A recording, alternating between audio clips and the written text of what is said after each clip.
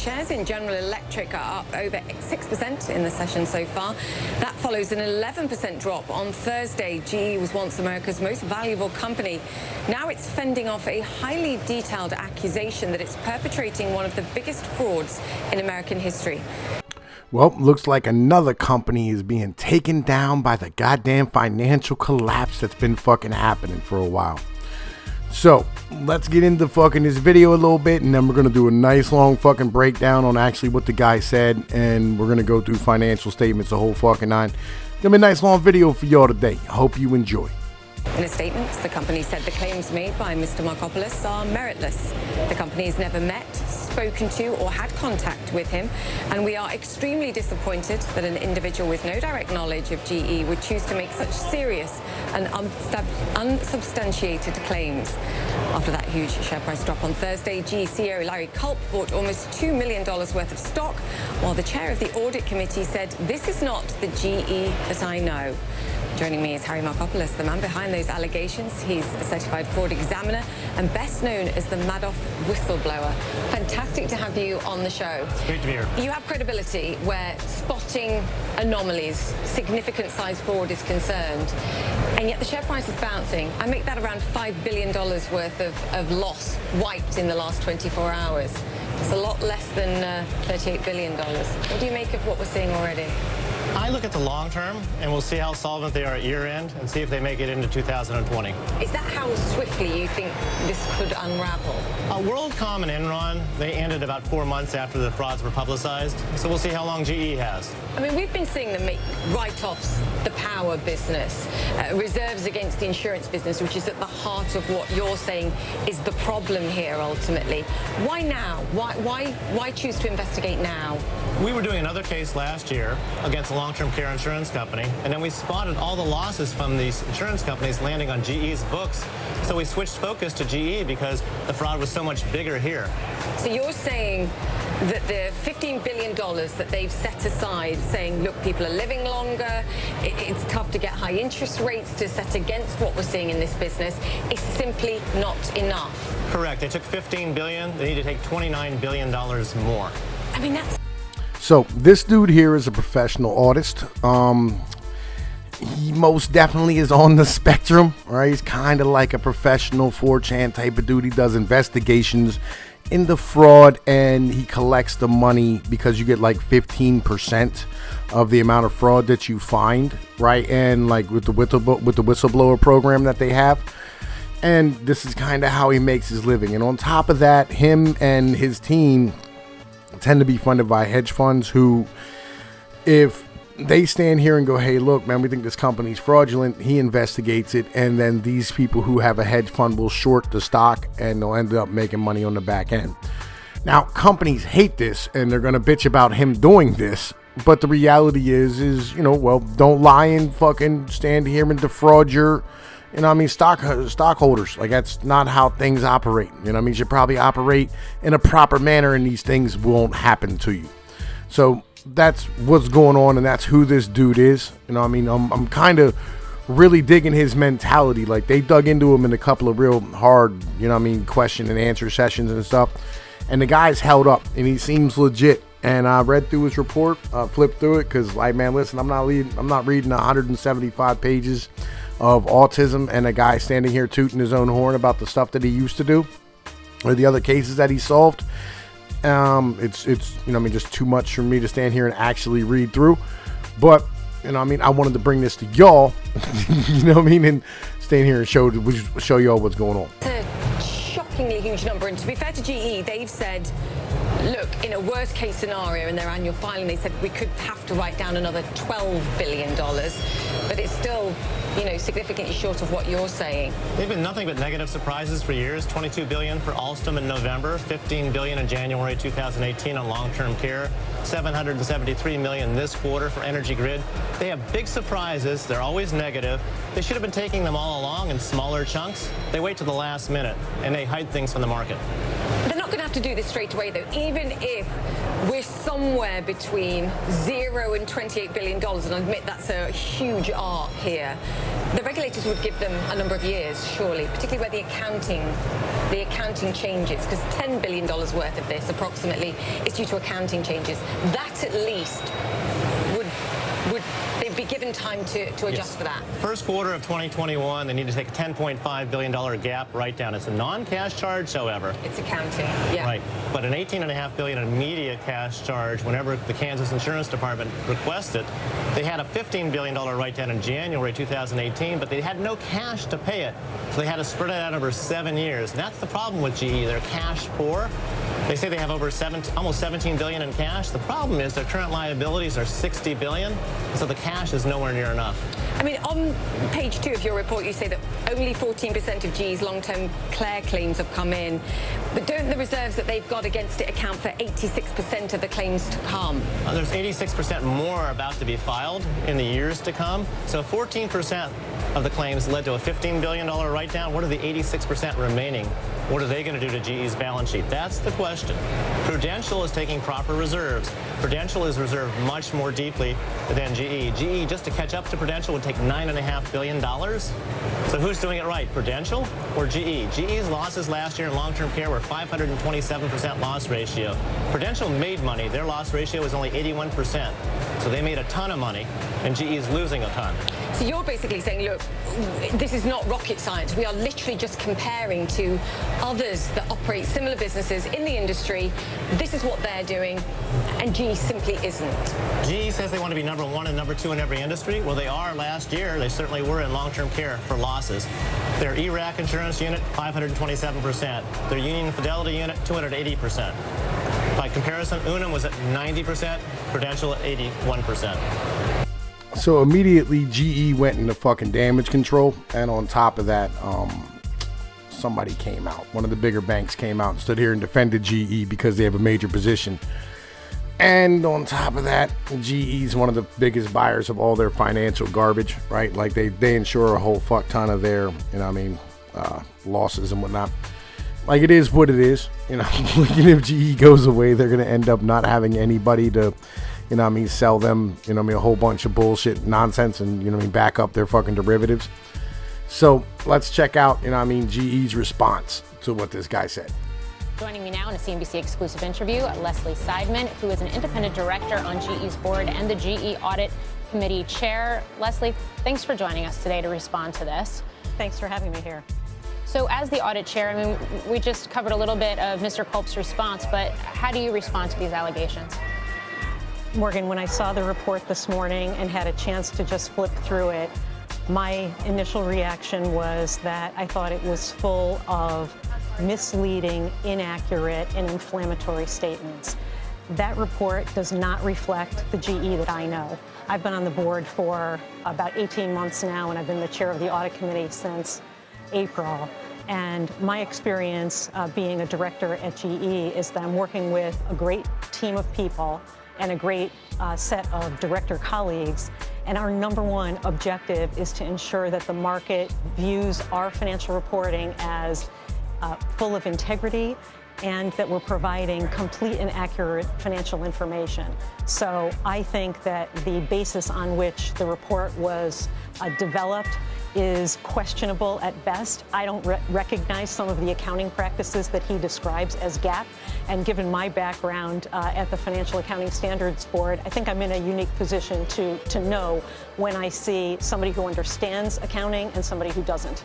Yeah, you're the former chairman of the Financial Accounting Standards Board, a role you had before you did come to GE. The allegation of fraud, certainly accounting and accounting practices and standards historically at GE have been raised. Regulators are continuing to look at that in some of the different businesses right now. But fraud specifically, why not fraud? Why is that the wrong label to be putting on this, according to that report?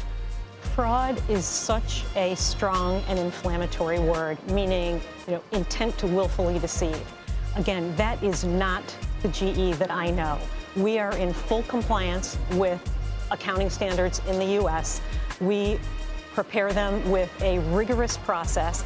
I, as the chairman of the audit committee, have full access to the people and the books and records at GE, and I stand behind the financial reporting of this company. You know, our role as directors is to oversee the process, and since I've joined the board, and again, speaking for my colleagues, we take this really seriously, and there is no basis for an allegation of fraud here. I do believe that guy laughing in the background had the proper response to what the fuck it is she was saying. GE has always been known to have funny accounting terms and cookbooks. They've been charged like 6 fucking times with fucking accounting fraud. Like the SEC lives at GE.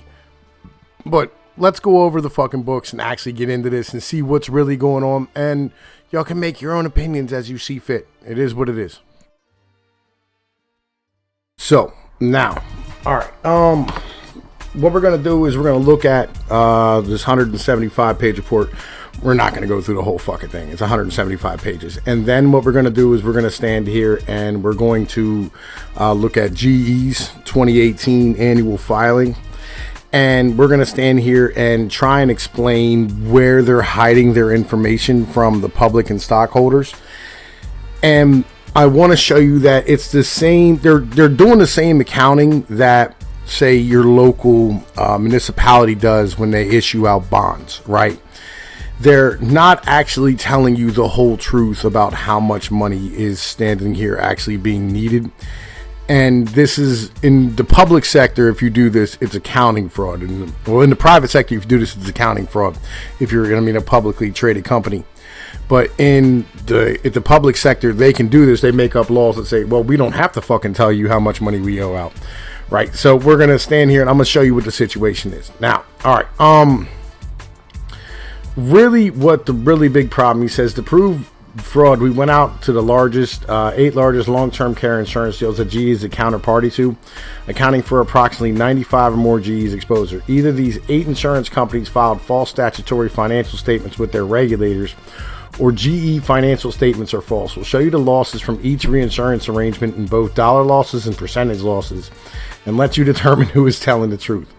We paid to use the National Association of Insurance Commissioners and AM Best databases to access these 8 insurers' statutory financial statements made with the relevant state insurance commissions. What they revealed was GE was hiding massive loss ratios, the highest ever seen in the LTC insurance industry, along with exponentially increasing dollar losses being absorbed by GE. Now, when we're talking long-term exposure, what he's talking about is GE selling off these policies that are basically like they'll pay you out at the end of your life, you know what I'm saying? Like to be able to, pay for your hospital bills or hospice payments or whatever the case might be, right?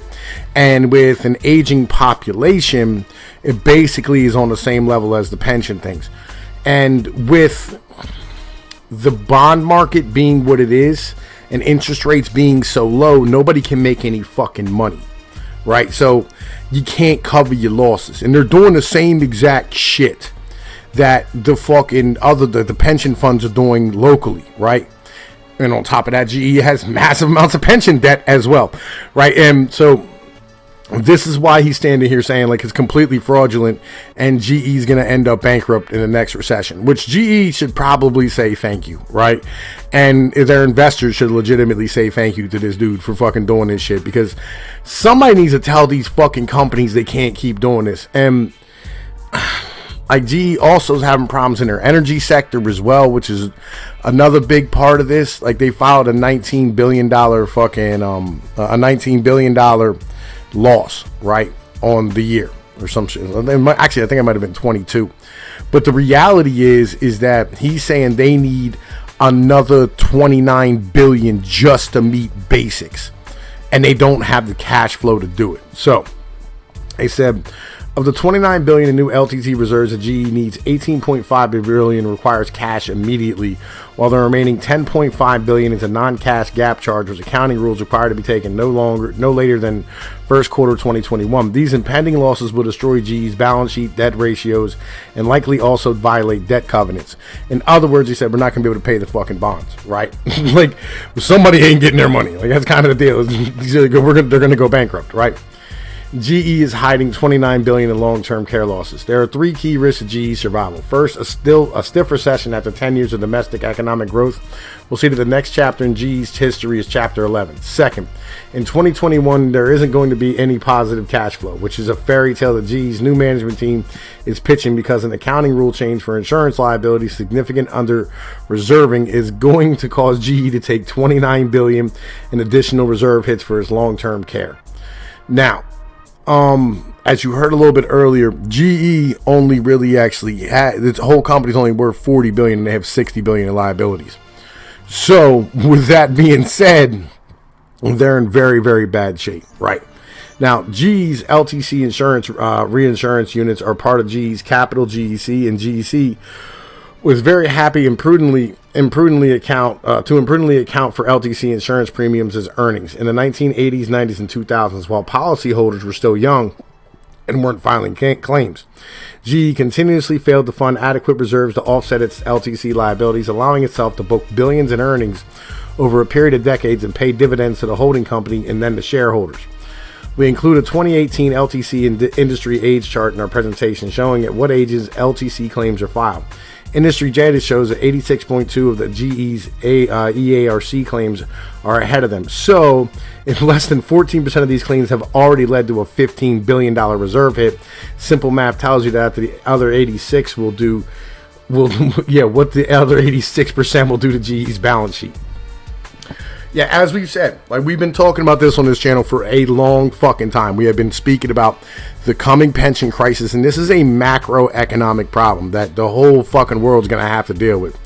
Japan's dealing with it, China's dealing with it, we're dealing with it, Europe dealing with it, fucking like everybody in the world is dealing with it right now, including South America, Central America, and the Middle East. The only place that isn't is Africa at the moment. But everywhere else in the world, it's just massive amounts of fucking old people. I mean, maybe Russia don't really have this major issue because most of their old people died. There's no dudes left, but there's still females, and females are still a major problem right now. GE's total long-term care reinsurance liabilities. We also analyzed GE's own reinsurance with failing reinsured life care, and only 8 of these 200 seeding companies matter for LTC to provide investors with transparency. They could have easily shown you these 8 reinsurance deals in the Steadily deal in Appendix 1, where each deal's P&L presented year by year from 2013 to 2018, so that you could see those exponentially rising losses that GE doesn't want you to know about, right?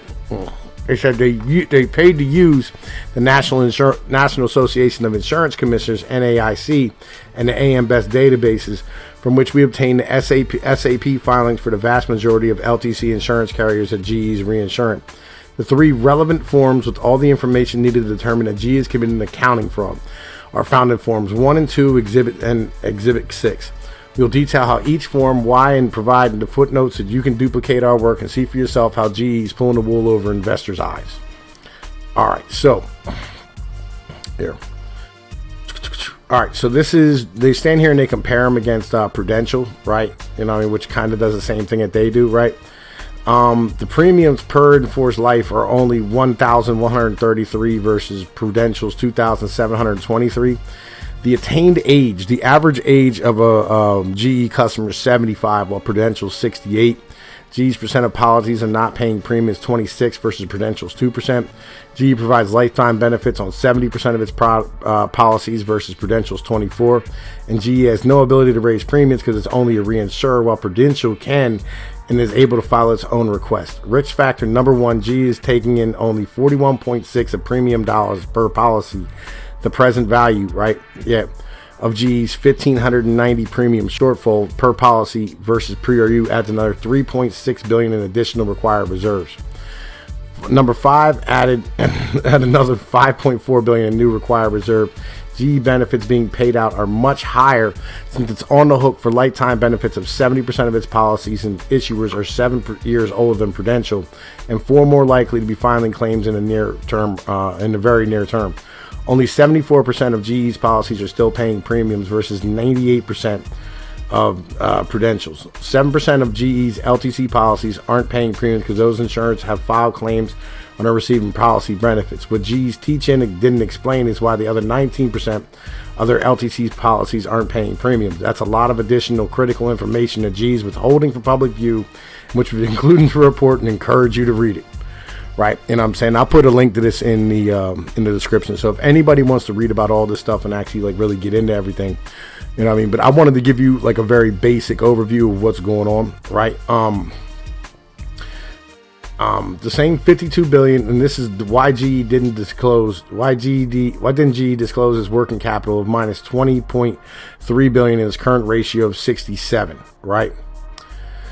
The same 52 billion of Baker Hughes assets and 22 billion of revenues are reported on both GE's 2018 financial statements and BHGE's, where in reality only one entity, BHGE, actually controls these assets and cash flows.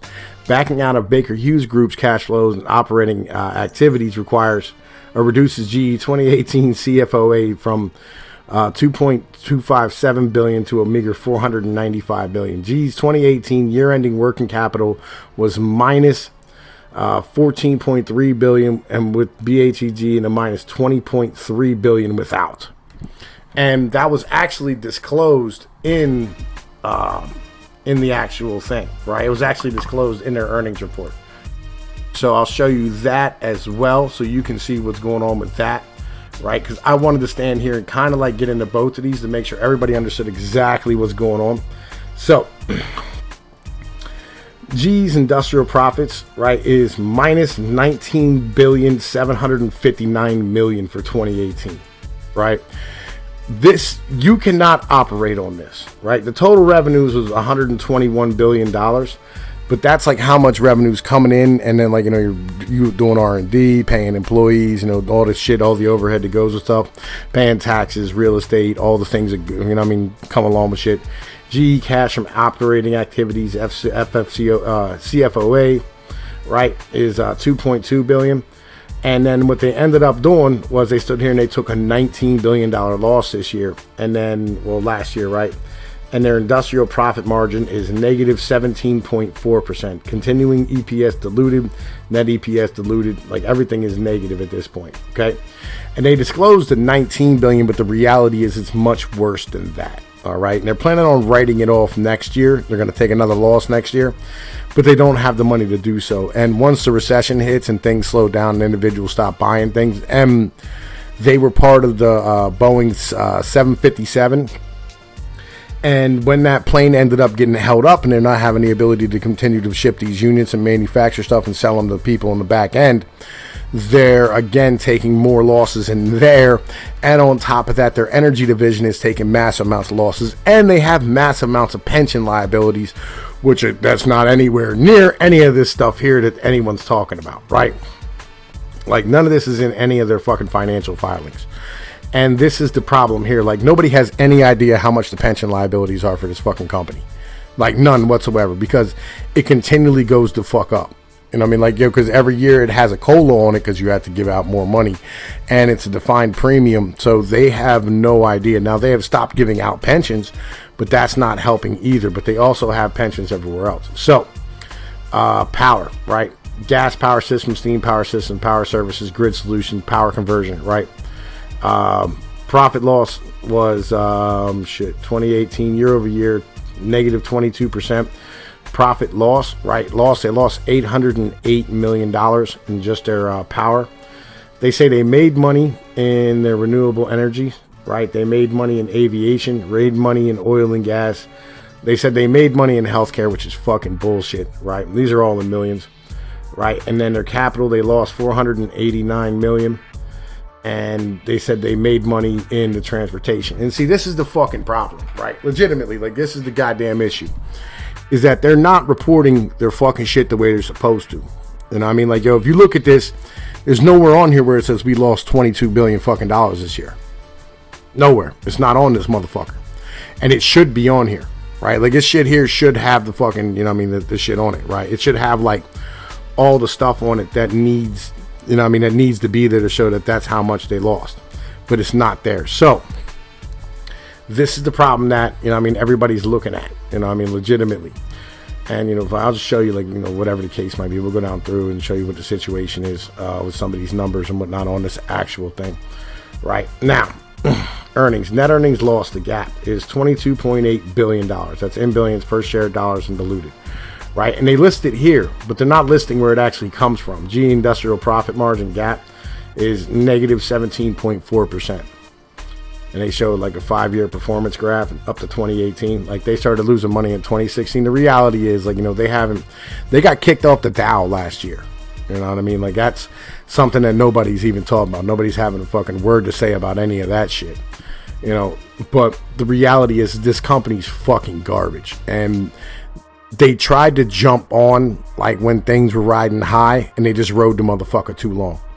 They made bets that they couldn't get the fuck out of, and now they're fucked. It is what it is. And that's kind of the deal. There are approximately 397,000 shareholder accounts on record. February 15, 2019, the board of directors appointed a quarterly dividend of 0.01 per share of common stock, which is payable April 25th, 2019 to shareholders that recorded of record at close of business on March 11, 2019. And their stock's sitting at about $8 a fucking share right now, right? Which is fucking garbage. Especially for somebody like GE, who's supposed to be one of the largest companies in our country. It is what it is. Right? It's one of the largest companies in the world, legitimately, and it's gonna end up going the fuck under and dragging a lot of shit down with it. There's gonna be a lot of people hurt by this fucking company, legitimately. It is what it is. So, with that being said, what I think is gonna end up happening, right, is that the government is going to force GE to stand here. It's going to force GE to get rid of its financial sector. It's going to force it to get rid of the fucking insurance sector. And it's probably, the government's going to end up having to do what it did with Bethlehem Steel. Where it just fucking ate up all those pensions, and it's going to eat the fucking insurance policies. And then it's going to give a bailout to, their aviation and weapons department. It is what it is. And maybe even their energy sector as well, because it's legitimately national security. GE makes a lot of our fucking, missiles and guidance systems and things of this nature, and it's fucking really, it's super important for our fucking military. So we can't just stand here and get the fuck rid of it. It just is what it is, man. So that's what I think is going to end up happening. So look for it probably to declare bankruptcy. Probably, if not by the end of the year, probably next year at some point it's going to declare bankruptcy. It's going to go under. And then, the government's going to come through and bail everything the fuck out. And because there's a lot of this shit, there's nobody who's going to buy these fucking assets because they're goddamn, it's just liabilities. The vast majority of what they have is liabilities. They're not, none of it's going to pay money in a fucking shrinking market, especially, with the fucking population going down. There's, it's too heavily invested in shit, and it can't get the fuck out of it. There's no way. It already spun off. It spun off its appliance company. It spun off its mechanical company. It spun off fucking its lighting company. It spun off its it's part of its financial company already to begin with. Back in 2004, it spun off Genworth, which was, fucking awful. That was the most horrible. I was looking at that because I thought it was part of GE for a minute. And it was at one point. It got bought back in 96. They sold it back in 02, or they took it public in 02, made it its own company. But goddamn, is that a bad company? Holy fuck. It must have been super profitable back then, but it is garbage now. It's just garbage. Holy fuck, it's in everything bad. Yeah, so it is what it is, man. You know what I mean? But I wanted to bring this to y'all and show y'all what's going on. And in the meantime, fucking just watch your ass. You know what I'm saying? You want to short these motherfuckers? I don't know, now is a good time. I'd wait a couple months for the investigation to get really rolling, and then probably short them the fuck up, and then collect your profits on the way down. It is what it is, man. I'm Tom Pease of Pinoy News. Y'all know the deal. Peace be like one. Later.